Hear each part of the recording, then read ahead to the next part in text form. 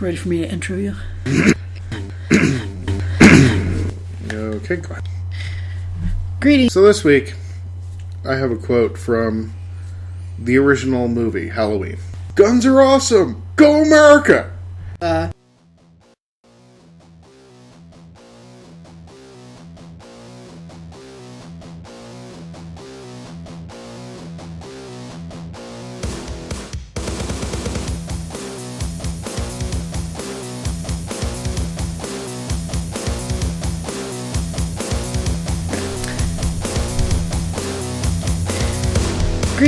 Greetings, fellow rewriters. It's time for the One More Rewrite podcast.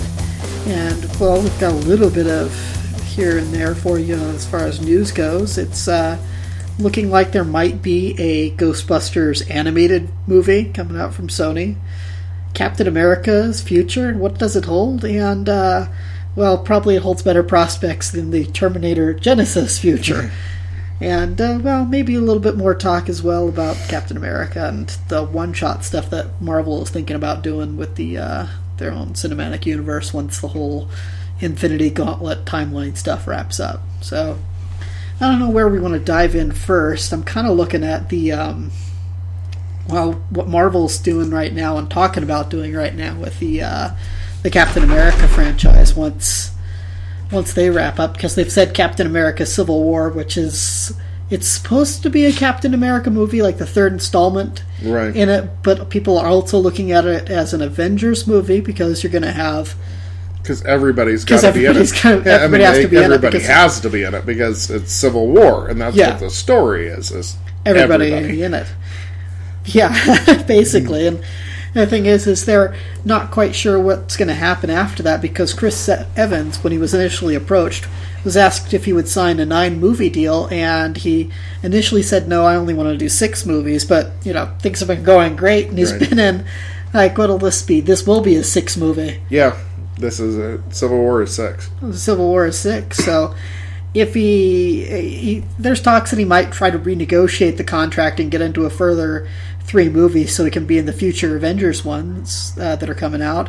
And there's also talks that he might, that they might kill him off and have him pass the mantle of Captain America on to Bucky, basically. Yeah, which is what happened in the comics, so it kind of has a historical resonance there. I mean, there's a reason for it. It's not just like some random, oh, hey, we're going to do this. It's like, what? No, you only signed on for 6 movies. It's too bad, Chris. Okay, bye. Sorry, Chris. Have a nice day. Yeah, guess you can't make millions and be Captain America anymore. But in truth, I think that the studio has to be looking at it as much as maybe Chris Evans is and thinking...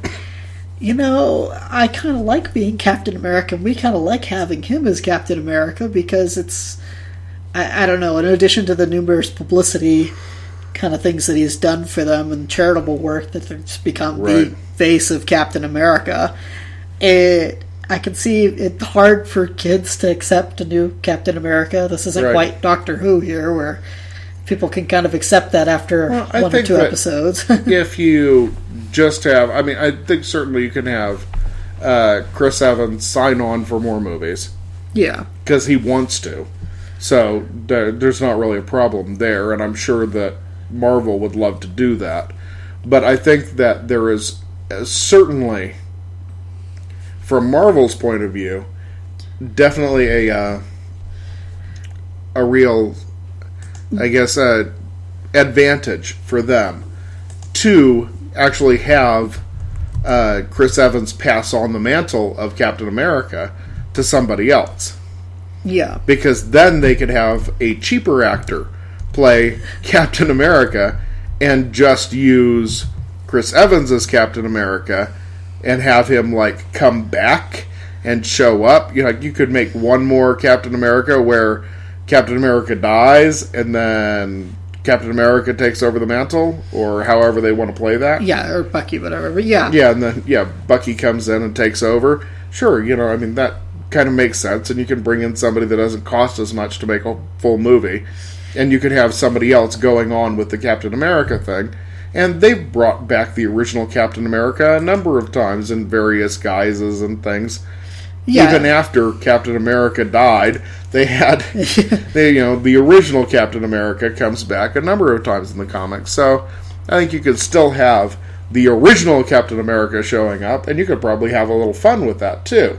New Avengers movie and new Captain America, and then original Captain America shows up, and we're both Captain America. You can have some fun with that. I could definitely see a certain, idea there where you could probably save some money by not having the expensive guy doing the Captain America movies anymore, and you could also use the expensive guy where you need him. Well, yeah, but at the same time, it's hard because Sebastian Stan, like I played Bucky in the movies, is not quite as recognizable an actor as Chris Evans has become, and well, let's face it, that's because of Captain America. Because of Captain America. Come on, he would be if he was the new Captain America. I know, but I guess I go back to what I was saying before, that it's... for me, I'm getting here that kind of Doctor Who vibe, where it's like, how accepting our people are going to be of the new Who? Yes, he's not going to be He's not my Doctor. He's not my Doctor. He's not my Captain America. Yeah. And, they have a different interpretation of the thing, and it's not like he's assuming like the same character. He's his own person, right, but wearing the costume. So there is that kind of, again, obvious difference there, because right, you're not... Because it's not just your face out there. You've got a costume, you got a mask and all that. Yeah. I mean, come on, you could put anybody in that outfit as long as they got a hard jawline. Heck, Channing Tatum could play Captain America. Yeah. He's a good actor. He can do it. I wouldn't buy it. He's just been... I don't care what you say. I love Capaldi. I'm okay with Capaldi. I'm not okay with Channing Tatum. He's a little too... Pretty? He's a little too pretty boy for me, and... Chris Evans, it was funny because he was a pretty boy when he was cast as Johnny Storm. Yeah, but he was because he's a pretty boy. Because he was kind of a pretty boy, but he kind of, when he bulked up a bit for the role of Captain America, because he wasn't quite as lithe as he was when he played Johnny Storm. Right. Different physique required. He kind of lost, and I think that's just due to the musculature coming through there, is that he lost some of the, I guess you would say, slenderness in his face. But he didn't look quite so much like a male model to you? He didn't look quite so much as a male model, and I think that's just because of the bulked upness, and he got a little bit more roundness in his face, less of the angular features that you'd expect from somebody who's a little bit more lithe. But anyway, totally getting off the subject here. We digress. It's going to be interesting to see what they do with Winter Soldier coming out next year. Winter Soldier already came out. Winter Soldier. With Civil Winter War. Soldier having already come out and established that Bucky's there and can come back, and Civil War just around the corner next year, it's it's up for grabs what's going to happen. It's hard to say now. I can definitely see the switching to a new Captain America, but I can also see making sure that you keep Chris Evans on the on the payroll. Yeah. I see no reason not to. If he wants to, you're going to want him there. Well, yeah, and as soon as that's known, though, too, that he's on the payroll somehow, because those kind of things inevitably leak, people will say, he's going to come back in some way, shape, or form. Right. Which, depending on what kind of contract they sign, again, because this stuff becomes public knowledge fairly quickly. If the Sebastian Stan is actually signed on for 9 movies, whereas Chris Evans was not. And again, that was their personal choices back when Marvel Studios was saying, hey, would you like to be a hero? You want to make a movie, guys? You want to make a movie, guys? You want to be the face of, a iconic hero? Yeah. I'm sure Sebastian Stan is saying, all right, I'm ready. Put me in, coach.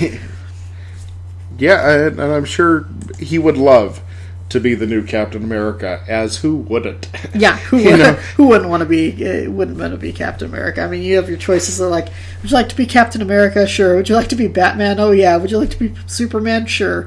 And who's going to? Would you like to be Aquaman? I don't talk to fish that well. I don't know what my goldfish would have to say. But yeah, I don't do well with water. I Sorry, don't do guys. well with water. I don't think I'd look good in orange and bright green. Just not. Yeah, not my colors. Not my colors. Sorry. Yeah.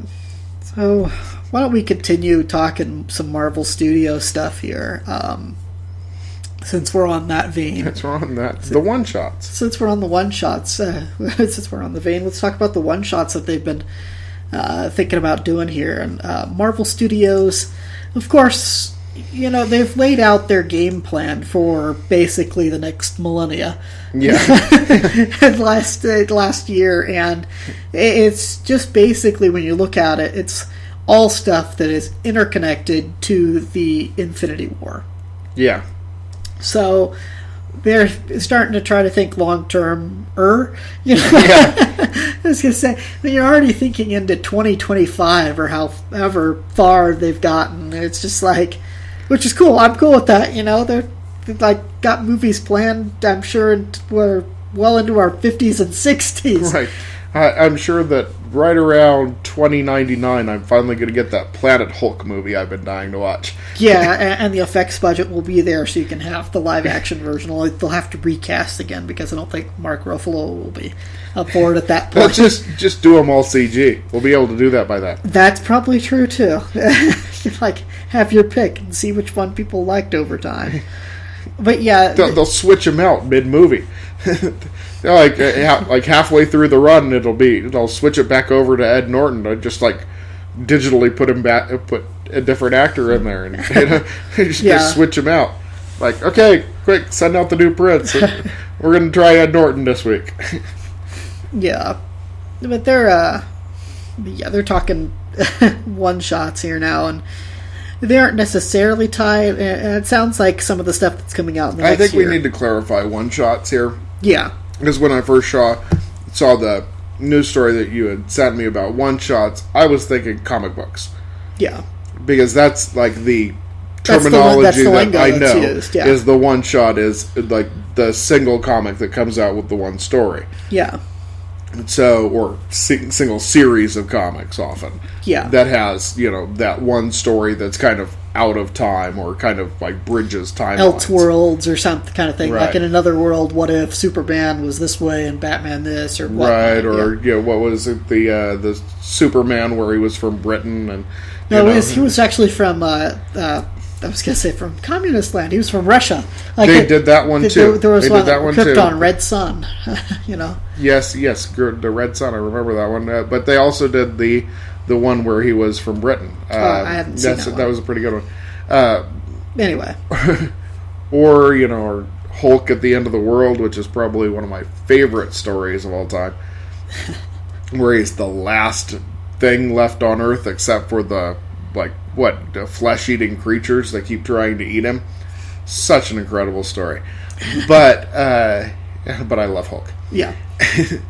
So, but in this case, we're not talking about the comic book one-shots. We're talking about the short films that were basically bridging timelines. Yeah. The one about Agent Coulson finding the hammer in the middle of the desert. Yeah. And, those little, what are they, like 10, 15 minute short films? Yeah. That basically just kind of, like, gave you a little bit about another character. And I can definitely see where they're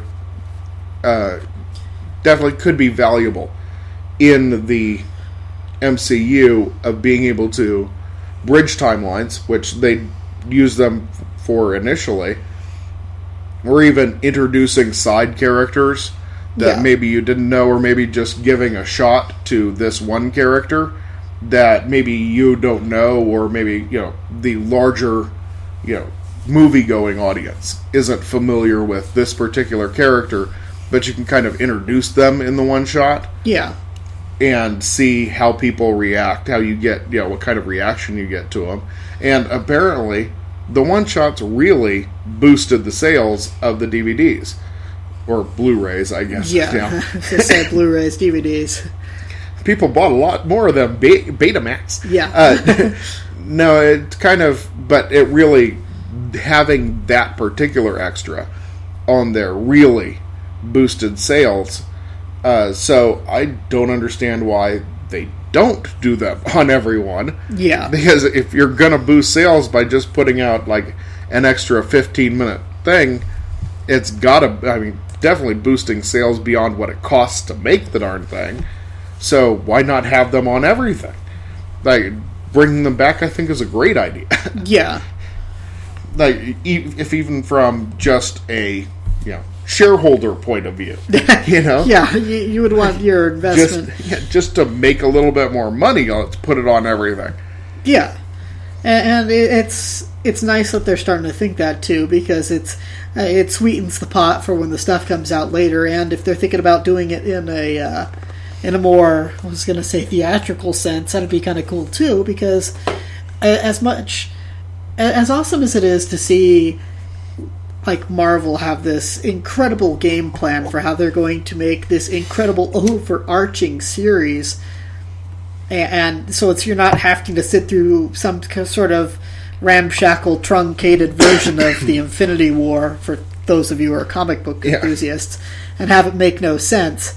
There's such brilliance here in the way that they've executed it, so that you've got like over a dozen films to tell your story. Well, more than that. And it feels like one cohesive story. However, as I mentioned previously, having seen Ant-Man, it was a fun film and all, it was good, and it had like the little stinger at the end of the movie, or maybe it was mid-credits, as one does, that shows you a little more of the story and interconnects what's going on in the MCU. But it can get a little, I don't know, I don't want to say tiring, but it can be a little bit frustrating, I can see, in a way where you feel that sense of obligation, like you have to see this film. I'd still want to see the film, but there is that sense there, like, well, if I miss one, I might miss some little key element of the story. That's building the story. Which, again, is part of the genius of the way they've put the whole thing together. And I'm sure they're not trying to telegraph to people, like, it's okay to miss this one because it's not connected to anything. But in the same way, there's that kind of liberty of, I can watch this and not feel like I've got to keep track of things in my head about, like, what's going to happen next, how does this fit into the overall story and all that. Right. Because I don't know, because we don't like to extra think much in movie theaters, yeah. But you know what I mean. There's kind of a liberating feeling in that, I guess. Of being able to just watch a movie and not have to worry about how it fits into the grander scheme of things. Yeah. I think that figuring out how it figures into the grand scheme of things is a little bit of the fun of it, too, though. But it is part of the fun of it. But, again, not that I had a huge problem with it. I want to emphasize that a lot. Is that I did enjoy Ant-Man. But I think that they have to be realizing at Marvel Studios at this point that people have, that they want to see the whole plan come to fruition, but they don't want people to, I guess you would say, have Marvel fatigue. Right. And I think that, it may come at some point. They put out a couple of stinkers and you go, hey, well, Marvel ain't all what it's cracked up to be, I guess. Yeah. But at this point, it's been built up so much that everybody's going to go see whatever you put out. I mean, Yeah.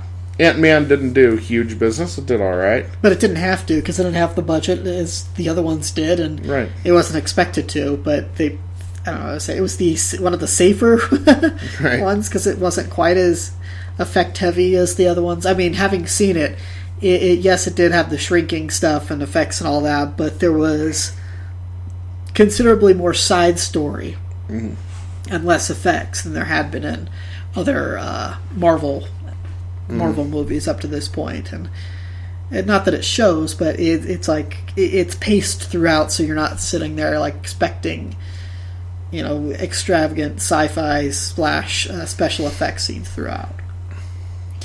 So they know what they're doing. Like, it's just further testament to how well MCU is handling how they're putting these pictures out and everything. And I'm happy to see them. I know that recently Steven Spielberg had said that he thought that eventually they'd go the same way as the Western that with all the comic book movies, that eventually people kind of maybe grow tired of them, that the fad would kind of wear off, or I don't think he called it a fad, but that it just would, it's of its time. But Marvel's smart. They know that it's, that they've got to do certain things to make sure they ensure the longevity of this kind of cash cow that it is. Right, exactly. And as Willy Wonka said, it shows no signs of slowing. Nope. It shows no signs of slowing.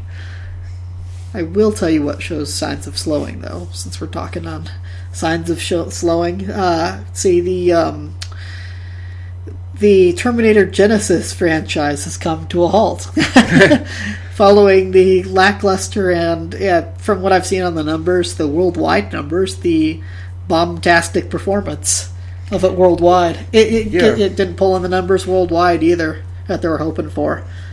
It just, it wasn't nearly as big as even I thought it was going to be. I thought it was going to be not like, huge, but decent, and it didn't even do decent. It didn't even do decently, and whether that was poor marketing or poor promotion, poor storytelling, or poor some other element, or that we don't, giving away the plot. Poor giving away the plot. So, I don't have to see it now. This is Pleasantville all over again. I've seen the whole movie. But it's hard here because early buzz via the studio was that they were really enthused about this. They saw dollar signs. They saw this as the start of a new trilogy and franchise, and that's just so much getting ahead of yourself. Yeah. Which is the case these days. Hubris. It's hubris, and it's also, I don't know if it's just high expectations or if it's just the way the studios and the expectations are inherent now, where if you're doing some kind of sci-fi big budget movie, you have to automatically think franchise, okay, this was great, now make 4 more, you know? And whatever the case is it leads to this sort of thing. At least Terminator had the track record of having had a few movies, so you could say, oh, but we can make a few more, if this one does great, then we'll do another one, you know? But I don't think that he ever, James Cameron, when he first made it, I don't think he ever intended it to be have a sequel, really, the original Terminator. And then you had the follow-up, and that could have been a closed book. Cameron did the second one. Cameron did the second one. Did the second one, he didn't do the first one. I thought he did the first one. Nope. No, who did the first one then? I don't know. Nobody knows. Nobody knows who did the first Terminator movie? Fine. Okay. He's going to look it up here for us, thankfully. But that being the case, you have the first couple of movies, which could be a closed book. And then they came up with the third one to kind of put more of the franchise out there. And it wasn't that good, but it wasn't terrible. But it was what it was.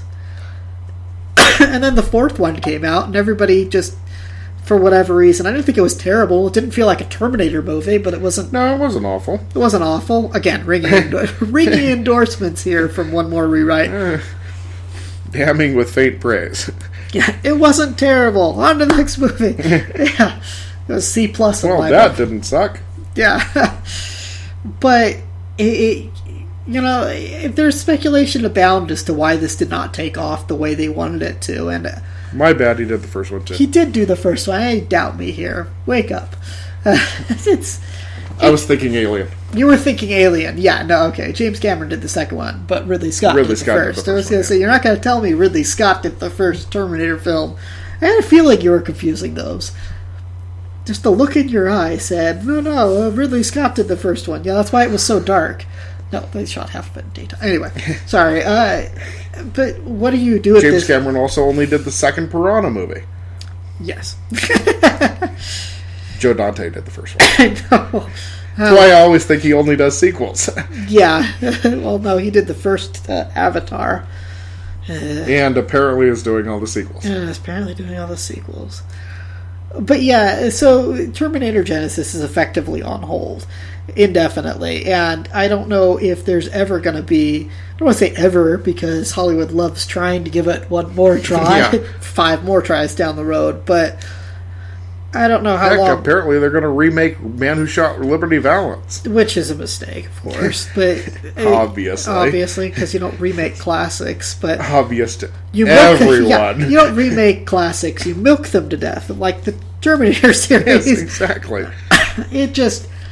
It's I don't know. You make horrible sequels to them. You make horrible sequels. That's how it's done. I don't know what else to say about this other than it's kind of sad to see that I didn't do as well. Of course, I didn't see the movie, so what am I talking about? It could have been the worst of the lot. You know? Yeah. But worse than 3? Come on. I didn't have too much of a problem with 3, and that's probably because the ending felt somewhat satisfying. Like, okay, it reached its inevitable conclusion. You know? And it all kind of made sense. And it all kind of made sense in a way. In its way. Yeah. In its own way. But like I said, 3 wasn't awful, but at least it felt like it wrapped things up. Yeah. Like okay. It felt like a somewhat satisfying end to the story. It's circular there because okay, you knew this was coming, and there, boom, the war starts just as expected. A little delayed, right. But it still happened because why else would there be Terminators if there was no war? You know, like right. It kind of has to happen otherwise. It's like the grandmother paradox. Like it has to happen otherwise this doesn't happen. Yeah, basically. So It's funny that they're always trying to stop Judgment Day, and maybe that's the problem with them doing this, is they're always in this pursuit of stopping the inevitable, And we already passed Judgment Day from the original one. We already passed Judgment Day from the original one. They already put off Judgment Day from the sequel, and then the third one, they had Judgment Day. Yeah. So, it's like... And maybe that's part of the problem why it's totally fizzled out is that there's no more story left to tell. They keep trying to retell it, and it always has to involve more time travel and getting things more convoluted and more mucked up. So, I don't see how you could have made 3 more movies out of this when... No. Yeah, unless you're like talking during the war or something, which they already did. I mean, that was Salvation. That was Salvation. That was Terminator. Which they already tried that one. They tried that, and that bombed. So it's like nobody wants to see, for whatever reason, from the Terminator franchise, nobody wants to see... I almost hate to say this. They don't want to see the good guys' inevitable win. They want to see that kind of melancholy ending of like, okay, well, either A, we don't know where the future's headed, or B... Judgment Day is come and gone. We know that eventually the humans win, but we don't need to see them strike the killing blow and whatnot. We just know that somewhere in the future, John Connor, leader of the Resistance, helps strike the finishing blow against Skynet and then has to send Kyle Reese to the past to save his mom. And that's probably... become his dad. And become his dad. In the weird sort of way that time travel... Yeah, it makes no sense. It makes no sense. And that's probably why it's just petered out as a franchise. It's one of those things that, like the MCU, is of its time. And it's sad to say, but maybe its time has come and gone. Maybe it's time to close the book. Kind of seems like as people remember it fondly. Well, they remember Terminator 2 fondly. They remember Terminator 2 fondly. And forget all the other ones. Like most people don't even... I think most people haven't even seen the first Terminator, but they've seen the second one. Yeah, which is funny, because I'll say this as we wrap up this segment. I still remember there was this earthquake that hit California. We were living at the time when the second Terminator came out.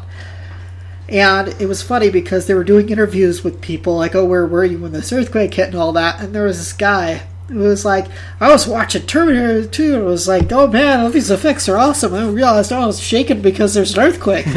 So they headed out. And as soon as they realized it was okay and all cleared out, they went right back in. It was like their second or third time having seen the movie. So not just was it of its time, it was huge and popular of its time. And yeah. So, it is what it is. It's probably dead for the foreseeable future. And I'm sure there's some sort of cross-reference I could make about the unknown road and whatnot. The future is not written. The future is not yet written for the Terminator franchise, but for now... for now, it is. We'll melt down the Terminator and toss him in the scrap heap for now. Yeah. And speaking of unnecessary sequels, reboots, remakes, Yeah. Animated Ghostbusters. Animated Ghostbusters. Now, as a fan of real Ghostbusters when I was a kid, I was going to say, awesome stuff. We had toys. We had the toys. We had the toys. Stuff. I really enjoyed the real Ghostbusters. Yeah. Which only needed to be called the real Ghostbusters because there already was a Ghostbusters animated show. Yeah, shameless rip-off to try to capitalize. No, actually, it wasn't. It was based on the 1970s kids show with Larry Storch. Oh, really? Really? Excuse me. You're talking about the Let's Go Ghostbusters, Let's Go with the weird... Yeah, there actually was a Ghostbusters before Ghostbusters. They actually had the rights to the Ghostbusters. So they were able to make the Ghostbusters because it was based on the TV show Ghostbusters. Which everybody tuned into because we love Ghostbusters. That was a great show. I love that movie. And we went... This isn't Ghostbusters. This isn't Ghostbusters. Where's Ray? Where's Egon? Where's Slimer? Where's the whole gang? And... You know, if you watch some of those, in fact, that'd almost be a Halloween movie recommendation, maybe not movie, but cartoon recommendation, a TGFV, if you will. The real Ghostbusters had some great writing, some great character cartoons. I think I've mentioned it before in a previous TGFV. It's just great. And there are some episodes that are genuinely spooky, not just for a kid's show, but just spooky in general. Yeah. But why make a movie about it? You know? What do you do with that? Yeah, and what are you going to... Are you really going to make PG-13 Ghostbusters animated film? Yeah. You know, I mean, or are you making it for the kids? Is this a PG? I mean, can you do it and do it justice in this day and age? Yeah, I mean, really. It's problematic if your first question right out of the gate is, who are they making this movie for? Yeah. Where's the audience? What's your target audience? What is the target audience? And that's really the question. That's the same question I had when they said they were going to make an animated Spider-Man movie. Right. I don't get it. Yeah. I guess. Who are you going for with this? Because they have the animated TV shows, numerous incarnations that people love. Yeah. But, Which, I don't get it. I mean, I kind of understand doing, an animated Batman film, mainly because I've seen the animated Batman films that they've made, and they were awesome. Absolutely, yeah. But I can't see doing that same thing with Ghostbusters. Yeah. I get, unless you're going to make it like the original team. Yeah. And then you have somebody else showing up to play Egon, which now it sounds awful. Yeah. Well, they weren't originally voiced by the actors from the movie. They had their own people. Well, not in Real Ghostbusters. Not the Real Ghostbusters. But if you're making a theatrical one, you got to, don't you? No, I don't think you do. I think you could... I don't know if all the voice actors are still alive, actually. But you'd bring back, at least to me, if you're trying to find somebody to make this film appeal to, you bring back the people who did the original Ghostbusters cartoon show. I mean... Heck, let's just recast the whole darn thing. We'll have Billy West as... Venkman. Yeah, you have Maurice LaMarche could play Egon. We could recast this whole darn thing. Probably. I think actually, what's her face, who I'm blanking on her name, played Janine for part of the... Annie Potts. Annie Potts played Janine for maybe season 1, I think, actually. Yeah. So it's... I mean, you get her back. She had a distinctive voice. She had a very distinctive voice. But you, where are you going with this? Where are you going to appeal to? I mean, the cartoon already came and went. The toys are either in various collections or at flea markets. Yeah. I don't know. Maybe if you wanted to revive the series, the animated series, I could see that. That sounds like a smart gamble to me. Yeah, I think that you'd probably be better off redoing an animated series. Which, it's just... Because you could make it a little edgier, I think, but once you put it on that big screen... It's hard to hit that edgy, because then you've got a bunch of kids that are going to go see this. Yeah. People don't understand, it's an animated film but it's not for kids. They don't they don't make that distinction. They go, oh, it's animated. It must be for kids. So I can take my 2-year-old to go see, this movie, and they go see, some Princess Mononoke. Yeah, I was going to say something from Studio Ghibli that not necessarily the other, like most of their stuff is harmless, but like something like. And then you end up with little kids watching My Neighbor Totoro. Yeah. Which also kind of might be over their heads, but yes. Anyway, it's I mean, back to basics here. Like, who are you making this for? And maybe it'll get killed along the way. Maybe it's just not going to happen at all, and we'll find out later that it was all one big rumor, sort of like the rumor of them actually making an all-male, that they're going to redo an all-male one just because, and with Channing Tatum and Chris Pratt, and basically everybody said, no, that's nonsense. So what are you talking about? Yeah. But the rumor started because everybody was like, they're making an all-female Ghostbusters. No, women are lame. But don't worry, they're coming out with the real one. I don't know. I just don't. Again, I go back to I don't see the necessity for like another Ghostbuster installment. I mean, the closest you're ever going to get to a third Ghostbusters movie is going to be the video game. They've said as much when they came out. It said as much when they came out, and that even has the good old Harold Ramis voicing Egon too. It has the original voice cast. It was I believe co-written by Danny Aykroyd. So if you're not into video games, get into video games. If you're really looking for that fix and want the old Ghostbusters back, then find the Ghostbusters video game, because it's that is the third installment.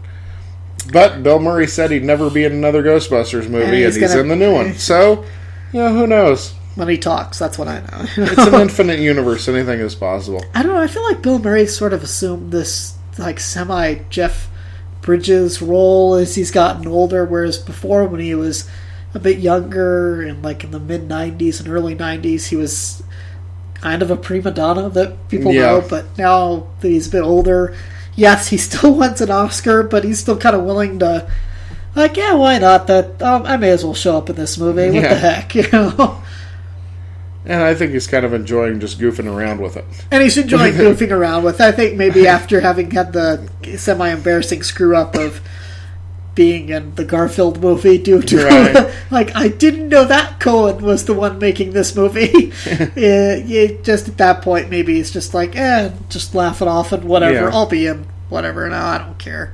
You're going to pay me for it? Sure. Maybe not that bad, okay? I don't think he's really hurting for the money. I don't think he's hurting for the money. I think that he's doing stuff that he thinks is going to be fun.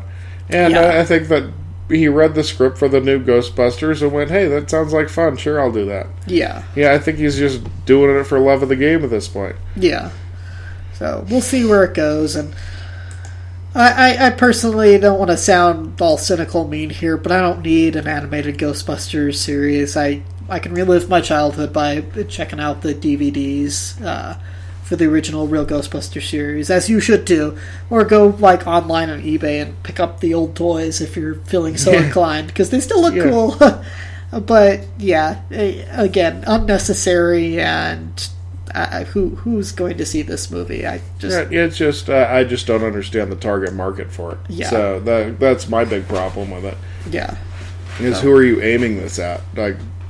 Just there haven't been enough big budget animated films that weren't family films. That weren't family films, and it's not like this isn't one last note. This hasn't been on in 3 decades now. So it's not like it has a following, except for older fans who are that sounds like fun. Well, it's not they're making the real Ghostbusters the movie. They're making Ghostbusters the movie, which could basically be anything. Yeah. So, although if you're making Ghostbusters the animated film, your mind automatically goes to the real Ghostbusters and that particular style of animation, and so we'll see where it goes. No idea at this point. Well, no idea at this point. And mostly stemming from our, why would you do this in the first place? So, but we'll keep you posted. Time for Thank God for Video. And this month, since we're in October, we're going to be doing Halloween-themed TGFVs. And remember, our theme here is you can find these on your nearest Betamax, streaming, VHS, DVD, so we recommend you grab them right away if you haven't already. And this one is likely already on your shelf, but just in case it's not, go out and pick up a special edition. And I'm starting off with Shaun of the Dead, a classic, maybe not classic, but certainly I think it's becoming a classic movie. Edgar Wright, starring... I think at this point, cult classic. I think a cult classic, probably, actually. So, yeah, stars Simon Pegg, Nick Frost, terrific comedic duo. And, right, yeah. And with Edgar Wright's direction and just the way he shoots things and is able to write stuff, this movie is just comic gold, and it's a rom-com with zombs, as it does itself. Zom rom-com. Zom rom-com. And a little bit of, I guess you would say, trivia for you guys out there is I don't like zombie movies. I don't really appreciate the nihilism of them, the kind of downbeat nature of them. It always... The critique on consumerism. Not so much the critique on consumerism. It's just there. More just the nihilistic end of like everybody dies, that's at the end. And it's just like I like movies. I like movies that if they don't end well, to at least end with some satisfying sort of like ending. Like even if it doesn't have to end happy, it just has to feel satisfying. And there's nothing satisfying to me about the end of the world. The end of the world. It just feels like, well, and nothing was learned, you know. And inevitably, the camera's always around a bunch of people that you could care less about.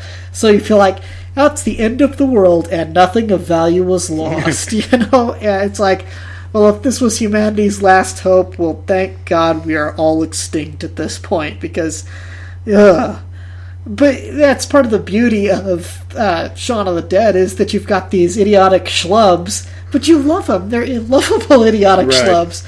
Not only in Shaun and his friend, boy, I'm suddenly blanking on it, Ed. Mm-hmm. Yeah, not only in Shaun and Ed as our erstwhile protagonists that couldn't figure out how to like go up and bash a zombie in the head, but are throwing projectiles at him like frisbees. But, or I should say, records like frisbees. But in addition to that, their friends should know better, but they still go along with these two idiots. Right. So that just adds to the charm of the movie. And as you go along and watch things descend into chaos around them, and them inevitably end up in this bar, which is just where they've wasted part of their lives in. And now they're trying to save their lives by staying in it. Not only you have this great bit of irony and this kind of critique of like, don't get stuck there. You like die in the same place that you've always been. But the character grows. Think of that. Like, even though he's not doing too much different at the end of the movie, the character survives. He survives with his girlfriend, and even though they're doing nothing more than like, we're going to stay in and watch TV, it's still a bit of a growth for him, because he's not going out wasting his money and just sitting circling the drain. He's paying attention to his girlfriend. Heading back to the Winchester. Yeah, he's not heading back to the Winchester. He's sitting there with his girlfriend and interacting with her, spending time with her in a way that's more intimate, and not we're in a bar and just sort of hanging. It's I don't know how else to say it, but it sounds silly, but it shows character growth on his part. Right. As minuscule as it might be, the schlub shows some character growth, shows some real emotion, and connects with people, despite it being, the almost virtual end of civilization. And there's great laughs along the way, which you need levity. There are some really dark, sad moments in the movie, which also help make you need that juxtaposition. You need a little comedy in your drama and a little drama in your comedy. Yeah. And being a zombie movie, things are, they, again, kind of oscillate between being bleak and hilarious. Right. And it's... As most zombie movies do. As most zombie movies do. Sometimes not intentionally, though. But it never left me thinking, oh gosh, why am I sitting here watching a zombie movie? Because it didn't have those stupid jump scares either. That's another thing, too, is I don't appreciate creepy jump scares. Probably why even though the whole Five Nights at Freddy's video game thing, I can understand the appeal because animatronics can be kind of creepy in their own right, but jump scared to death is kind of... Right, it's like, it drives me crazy when people say that a movie was scary and it was just a series of jump scares. Like, no, that movie's not scary, it's startling. Yeah. Yes, you jump when something jumps out at you. Yeah. It's kind of a natural reaction. Yeah. That doesn't mean that you're scared. No. Scared is when you walk out of the film going, okay, was that something behind that bush? Yeah. Which, being startled. Or makes you question your own reality. Things like that. That's scary to me. Yes. Scary is when it sticks with you and makes you not want to turn off the TV. Yes. You know? It's like, well, I'm going to stay up now and watch something pleasant. How about a cooking show? Or maybe something to get me grounded in reality so I'm not thinking what's going to crawl out of the fireplace. But anyway, I like that Shaun of the Dead doesn't do that. Yes, there's monsters. Yes, there's horrific acts of gore in the show. But it's all in good fun. So if you don't already own it, I'd say go out and grab it. And listen to the commentary and watch the extras, because those are great too, because they do a good job of telling you, like, some of the... They realize there's plot holes, as sometimes happens in these shows. And they do a great job filling in the gaps for that. There were intended scenes to plug the plot hole, so to speak. And instead you get like a 2-minute animatic that's usually voiced over by one of the cast members that were supposed to be featured in that particular scene. Yeah. And also there's great commentary by Edgar Wright, Nick Frost, and Simon Pegg on it. Mm-hmm. And there's some terrific behind the scenes too. It just really gives you insight into why every film that these guys make together goes so well. It's because there's phenomenal chemistry between them, both on set and off. But right, yeah, and the three of them especially with all the films that they've done together. They did the Shaun of the Dead. They did the Hot Fuzz. What's the other one in the Coronado trilogy? Oh shoot, suddenly blanking. At World's End. At World's End, which wasn't as good, but still fun. Still fun. Definitely worth a rewatch. Edgar Wright, of course, also did Scott Pilgrim. Yes. It's really, and should have done Ant-Man. He has such a phenomenal style and a recognizable style, which I always appreciate in a director. It's nothing cookie cutter about the way he does it. You're like, hey, I bet Edgar Wright directed and shot this film, and of course he did when you look at the credits. But yeah, it's good stuff. It's fun. So if you don't already own it, go out and grab it, or rent it, or maybe it'll pop up in Redbox for all I know, and for Halloween. for Halloween. But this is like a pretty high on our Halloween, or at least my Halloween recommendation list. So, what you got, Lunchbox Brown? Recommendations for your Halloween party. Shaun of the Dead has got to be a must. Even if you don't all sit down and watch it, it's great background fodder, because you can hop in at any point. Because everybody's seen it, and it's just... it's really a lot of fun. Yeah, and kind of fits perfectly with your Halloween theme. So for your Halloween party, I'm going to recommend one that you actually really do need to sit down and watch. Okay. Which is Behind the Mask, The Rise of Leslie Vernon. Okay. Which is just really, really great movie. It was released in... it was 2006. Yeah, 2006. At the South by Southwest Film Festival was where it originally came out.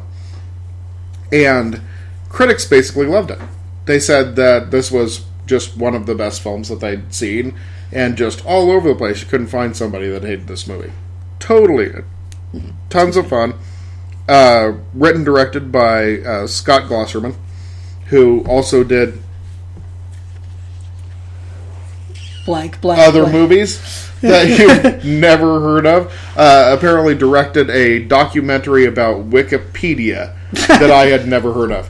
So it always changes. The Wikipedia story. The other films in the in his IMDb page don't actually have any pictures associated with them, which basically means that they were so low budget unknown that nobody has any idea what they're all about. That, for some reason, only released in a few theaters and basically just kind of dumped onto video. Yeah. And I had no idea about it, and I kind of was at the time seriously steeped into the world of movies, like really, paying attention to movies that were coming out. Yeah. And I really, everything, I was like, all up on the news and everything that was coming out and all of that. And no idea, hadn't heard anything about this movie. Happened to see it on the shelf, just wandering around a Blockbuster one day. I'm like, I haven't seen that one. Let's watch that one. Where you're trying to watch every movie that's in the place just because you want to be able to have something knowledgeable to say about every movie in the place, right? Yeah. So I picked it up and watched it, and wow, the critics were right. It is so good. Basically, it's about this guy who takes on the mantle of someone who was killed in like a mass murder. So he takes the name and decides that he wants to be the next Freddy Krueger. Okay. Or next Jason. Yeah. Basically, he lives the universe of the movie. These are real things. So Freddy Krueger and Jason Voorhees were real in the world of the movie. Okay. And he wants to be the next one. And so he hires a documentary crew to follow him and make a movie about him setting up his big movie. So his big movie moment of where he gets all the kids into the house and kills them off. And so he has to find the right people. He's got to find the virgin. He's got to find the slut. He's got to find the football jock. And he's got to put them all together. And meanwhile, he's showing you all about all of the little tricks that they use in order to pretend to be immortal, but they're not really. Like the special, you put on this special lubricant on your face, and that'll help. It helps, any hits will slide off, and then it helps to seal whenever you get a blow. It'll seal it up so that you don't bleed, and so then you look more like you're immortal. And here's how to walk so that you look like you're running, and they talked to, there was a slasher from the 60s and 70s that's his mentor that's kind of teaching him all about these things. So they talked to him. And it's really, quite interesting, really, nicely put together documentary style, but it's all about this guy that wants to be a slasher. And it's kind of set in the fictional universe where all of these paranormal slasher characters are, and there's all kinds of references to all of the other horror movies throughout time. And then finally you build to the climax where he's actually does the slashing. It's the entire last half hour is the slasher movie. Yeah. And it's just, I love that little twist where it goes from being this kind of comedic documentary self-referential kind of show, and then it's a slasher movie. It's just totally takes that twist. But still, there's even in that, because he's been picking these people out, because he's been specifically trying to get the right cast of characters for his horror movie ending, that there's still kind of that fun with it the whole time. Now, there's certainly a few flaws in there, but definitely worth watching. It's funny, it's entertaining, not your typical horror movie. That doesn't sound... But especially if you have seen the other horror movies, and even if weren't a fan of the other horror movies, but if you've seen the other ones and can recognize, when they talk about the various, the cities where things happened and people showing up on Elm Street, and you have Robert Englund has kind of a nice little part in the movie, who of course played Freddy Krueger. Yeah. As basically it's Robert Englund plays the Sam Loomis character from Halloween. It's, it really a lot of fun, very self-referential, kind of enjoyable, a little bit of comedy, just enough so that it's not really bleak and depressing. The bleak and depressing version of it I'll discuss next week. Okay. But for this week, we're going with Behind the Mask, The Rise of Leslie Vernon, the documentary about a supernatural killer. Or someone who wants to be one. Wants to appear as a supernatural killer. Alrighty. Really, a lot of fun. Those are your TGFVs for the week, and well, if you have a chance, go out and either rent them, buy them, or get them on streaming. Okay, go ahead. Okay. Alright, time for movies that needed a rewrite. Whether you love them, you hate them, or in our cases, we sometimes like them, sometimes we hate them, but we definitely see where they need some work.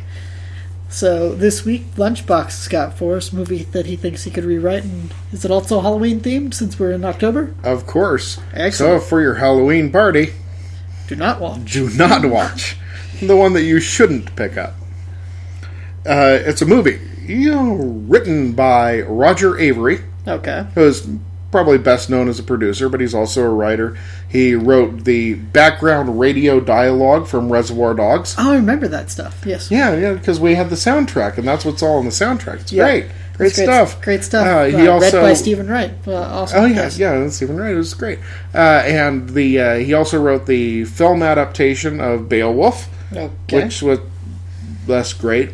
He did come up with the story for Pulp Fiction, eventually written by Tarantino. Yeah.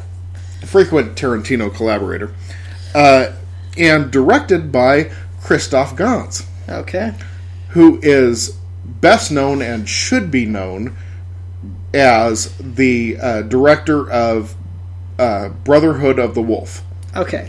Which is just one of the most incredible movies and will end up at some point in a Thank God for Video because it is so good. Obviously, Frenchman, because Brotherhood of the Wolf is Le Pacte de Loup. I was going to say. And it is in French. But just great director. I mean, really well done. Like, the movie's beautiful. It just is so well shot. Christoph has a great eye and knows how to make a movie beautiful. And I cannot stress enough how pretty this movie is. Okay. It's a very nice movie. It's actually... what is the movie again? Well, it's... okay, so it's like the biggest build-up. This little girl has trouble... She sleepwalks. And she ends up sleepwalking every night out to the edge of a cliff and whispering, "Silent Hill." And so... since she keeps whispering Silent Hill, her mother her father says she's sleepwalking and walking in the middle of the night and whispering Silent Hill. We should probably take her to a psychologist. Yes. And the mother says, no, we should take her to Silent Hill. And so the mother steals the girl and takes her to Silent Hill. Like you do, because that's the most rational decision in this case. Okay, yes, of course. And so they go out. Of course, the film is Silent Hill, based on the video game. And they go out to Silent Hill, where everything is drab, bleary, and there is constantly ash falling from the sky. And everything is burning. And the film makes no sense. Like, they keep trying to explain things. Like, I think that's the biggest problem in the film, is that they spend like half of the running time just doing exposition that makes no sense. None of it makes any sense. Like, there's some nice creepy moments just due to the fact that it's shot so well. It's like, coming around corners and like creepy things, and it's creepy. But at the same time, just you're totally baffled by what's happening. There is no rhyme or reason to anything. For some reason, at the end of the movie, which I found out later, like, I hadn't played the game, obviously, And so I had no idea what was going on. And at the end of the movie, some dude with a giant metal triangle head shows up with a big hammer or something. For no reason. That doesn't seem to be explained, although I couldn't understand any of the explanations that were going on. There was so much exposition, but none of it led me to any conclusions. I really couldn't follow any of this. No moment where you said, oh my gosh, of course Pyramid Head was going to show up because... ... Yes, exactly. Because, yes, okay, if I had been a huge fan of the video game and played it like 20 times and knew the entire story from the game, then maybe I'd get the movie. No, from what I understand, the fans were disappointed too. It just made no sense at all. Nothing about this makes any sense.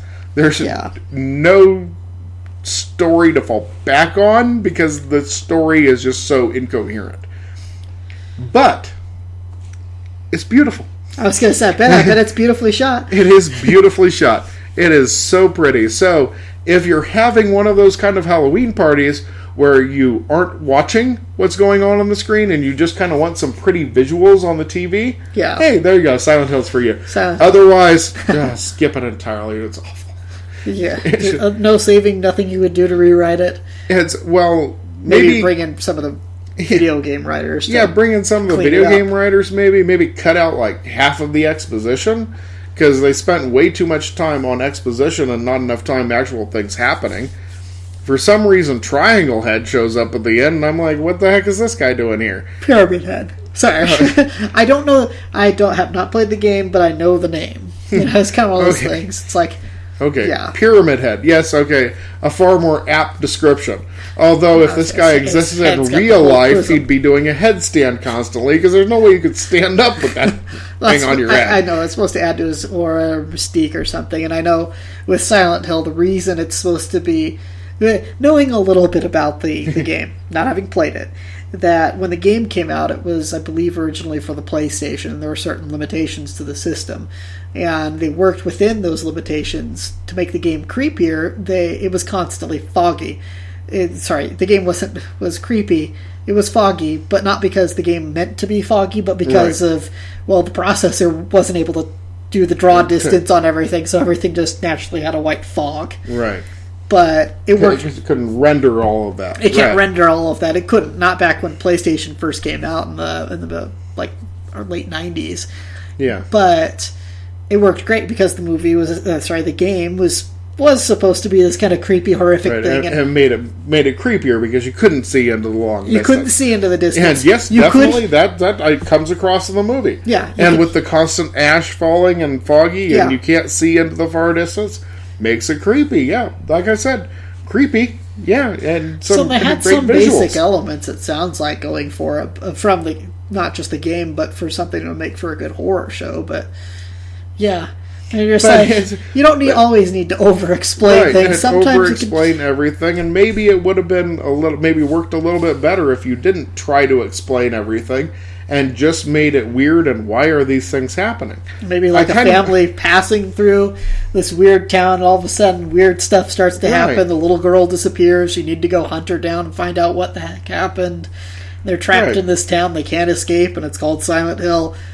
That would be creepier. Yeah, that'd be creepier. And if it's not explained, and just all of a sudden you've got, people glowing or whatever, and you're like... Yeah. And then suddenly Pyramid Head shows up, and you're like, whoa, what the heck's going on here? I think that's actually scarier, a little creepier, if you don't try to explain it all. Yeah. I think I would have cut out all the exposition and just went with, no, we're doing a surrealist masterpiece. This is in the style of Buñuel. We're doing just surreal here. And I think that at that level, where it's totally surreal, and it almost becomes like a dream or a nightmare, I guess. Yeah. And makes it more scary if it's just like I'm watching someone's nightmare happening in front of me. And trying to explain it all just kind of ruins scary things just keep happening. Yeah. It takes away the mystique if you like, I've got to over-explain what's happening. Yeah, cut out all the exposition and just let it happen in front of you. I think that probably would have worked better. Matter of fact, I'm sure of it, because all the explanation just made me more confused and annoyed with the film. Yeah. Like, the longer it goes on and explains nothing, it just makes you mad. Like, what? You said nothing. You said random words. Why am I watching word salad? Well, I guess, for... So for pretty visuals, put it on in the background. For pretty visuals, put it on the background. For pretty Halloween-themed visuals... Yes, there you go. Put it on the background. Yeah, very creepy visuals, and, rather than having to play the game, you can just put on the creepy visuals and not have to listen to the horrible expository scenes. And just kind of enjoy the visuals. Look over at the TV every once in a while, in between playing games or bobbing for apples or whatever you decide to do this Halloween. Yeah. This one, I guess, your particular take on your movie that needed a rewrite is also kind of my same complaint for mine. Sleepy Hollow is what I'm going for, and it also suffered from, in my opinion, an abundance of plot exposition. Fantastic visuals, which you would expect from Tim Burton, and pretty good acting too. From you've got Johnny Depp in the lead, who always is fun to watch, and when he loses himself into these roles, and you've got just the great music that Danny Elfman usually makes for pretty much. It's de facto that he produces. Yeah. He is the soundtrack to Danny Elfman's head, and you've got some great co-stars, and you've got Michael Gambon, you've got Christina Ricci, and you've got Harry Potter's uncle. I can't remember his name, but he's one of those guys. That guy. Also, his name escapes me. But he's a great guy. He's a great character actor. But you've got these... And Christopher Walken. One must not forget Christopher Walken. And that is also an issue, too, because I like watching this, you see, and he's just hamming it up and chewing the scenery with those filed teeth.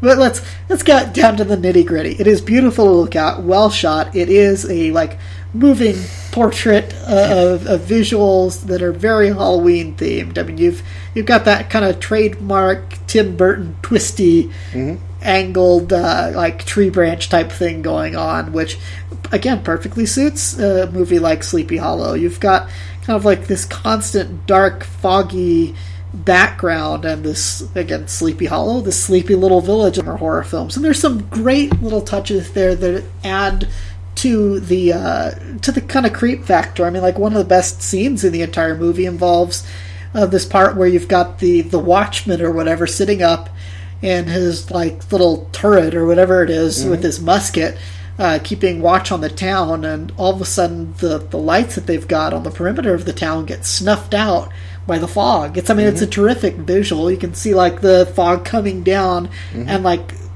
angling towards these things. You're just wow, that's creepy. That still looks freaky. It's still creepy to this day. But for all the great scenes of the Headless Horseman riding down, and that's also a little side note, the Headless Horseman, at least the fighting scenes, I believe, were played by Ray Park. Anytime he's not on the horse. It's played by Ray Park. Also, as you may have known, played Darth Maul, but a fantastic stuntman and just a known stuntman, which doesn't happen that often in Hollywood. But in any case, great fight type scene stuff goes on in there. The stuff with the Headless Horseman racing people down, that is out of Hammer horror. Man, the film just comes to a halt for its feeling totally enough. Ichabod Crane is this scientific forensic investigator, kind of ahead of his time, and wants to use science to deduce who the real criminal is, and it really is the Headless Horseman, but the Headless Horseman is being controlled by somebody who's trying to get a hold of the estates, and you're just sitting there going, Why? Like, it's creepier if it's just a headless horseman that has no reason for killing people. It's creepier if it's a headless horseman who has no reason for killing people, and you just don't know. Like, they don't need motivation. They're out there, like, it would have been great if he would have been trying to banish, like, found out that all of his science and everything was for naught. All the scientific deduction, it's great. He's found out that they're being decapitated, and, like, he becomes a believer, too, in the weird and supernatural thing that's happening. But instead, you get this plot that just... Guy... And why do we ever need to see the Headless Horseman's head? Not that I didn't think it was... I don't know. If you want to do that, I would have rather had like a hooded, cloaked figure and never see the actor's face. And like having Christopher Walken feels totally unnecessary. Yeah. I mean, yeah, okay, it's kind of it makes it funny, which to the movie's credit, excuse me, it's got a camp value too as well, because the blood in it doesn't look like blood you'd see in other movies. It's so over the top and so... Yeah, it's bright red. It's so it looks bright like red. bright red paint. It looks like bright red paint, so you never get too disgusted by it. You're just like, it, and that's something else, again, to its credit, that it's like got that Hammer horror edge of like, this is obviously paint. But kind of a little bit goofy in there. But and that also is a little bit of an issue, because you have like these fantastic scenes of like throwback horror that are actually, you watch, and I still remember in the theater that were kind of like in their own little way unsettling and terrifying, give you a new appreciation for like, cold, dark, and misty paths. Yeah. And the Headless Horseman just coming out of the blue, and you're hearing him coming, and then boom, there, and then you have unbelievable goofy camp that's right up there with Bruce Campbell and Army of Darkness, which the tone also gets all over the place in spots. You just like go from creepy, horrific to Army of Darkness humor to murder mystery plot. Right. So it's just like, what in the world is going on with this? Yeah, totally uneven. Totally uneven writing, and it's sad because the visuals are so fantastic and so well suited, and there's so many moments in it that are just well put together that really get you in the Halloween spirit. There's even a couple of cameos there, not cameos so to speak, but like homages to previous Halloween films. You've got like a scene that's an homage to the original Disney version, which in its own right, I think that's a TGFV right there, the original Adventures of Ichabod. The Adventures of Ichabod and Mr. Toad. Yes, of course. Totally creepy, that cartoon version was. But, yeah, you've got an homage to that. You've got an homage even to Tim Burton's own universe with a little bit of Jack Skellington popping up here and there. But, yeah, if I had a chance to rewrite it, I would have either gone straight up kind of Hammer horror film homage, and you could still have those little touches in there. But I would have gone for creepier, and I would have toned back. I wouldn't have had the weird murder mystery subplot that just it was. Yeah. I don't know. Just checking. It's Andrew Kevin Walker who wrote the screenplay. Also did 8mm. Okay. So obviously, has some uneven ideas. Wolfman. Obviously a little uneven there, the 2010 version, of course. Yeah. But he did 7. So, he can do something good. He can do something good. He had one good idea. Yeah, but just because you have a fantastic visual director like Tim Burton behind the helm and have the acting talents of Michael Gambon, Johnny Depp, and Christina Ricci doesn't mean that it's all going to come together well. Again, very atmospheric. I'll give it that. Says some great moments from the character actors and some great scenes that are truly, I don't want to say terrifying, but like horror kind of like unsettling scenes that don't go into the gruesome category but leave you like, whoa. Yeah. That scene with the Iron Maiden still, the scene with the Iron Maiden still sticks with me. The scene with the Iron Maiden. With all the blood flowing out, yeah. Yeah, the scene that's the one I still remember is that one. Yeah, the scene with the Iron Maiden, the stuff where the horseman comes after the entire family. Yeah. That's just... There's some nice visual stuff in there. Yeah. Because like him battering down the door to get the family, very kind of classic monster movie-ish type of stuff going on there, that you're not safe even with the locked door because it's still coming after you. Yeah. But without the, again, like, yes, lopping off heads isn't exactly cookie cutter, but Right. without the over gruesomeness of guts all over the place, with just like the kind of like, and boom, we're on to the next victim, without like, you don't have a second to let the other things sink in. It's not glorying in the gore of it and whatnot. It's just like, oh god, he's dead, she better run type thing, you know. But yeah, it needed tweaking, it needed rewriting. But again, good background filler. It's very atmospheric. Great soundtrack from not from Tim Curry, Danny Elfman. Danny Elfman's soundtrack is great. So maybe you want to like turn down the movie, find the soundtrack and somewhere, just play the soundtrack. Play the soundtrack, and you get those kind of cool shots going on in the background. But yeah, that's a movie I definitely wish I could have rewritten. Poster was fantastic too. Top notch stuff. Yeah, top notch. Okay. And now, time for Strained Metaphors with Lunchbox. So this week, I have a quote from the original movie, Halloween. Directed by John Carpenter, one of the classics, certainly. The quote is from the sheriff. It's Halloween. Everyone's entitled to one good scare.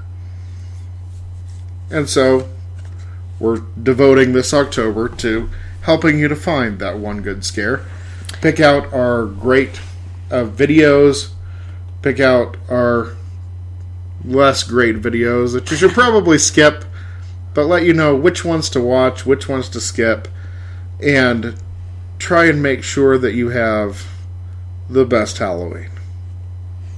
And since you're here with us, you will have the best Halloween, and we thank you for joining us for the best podcast. Okay, I'm a little egocentric there, but we will be scaring up some reviews, puns, and just showing you what we think is the scariest things and those unsettling things that will make your Halloween time complete. So, for Lunchbox, all right, I'm Jester. Toodaloo.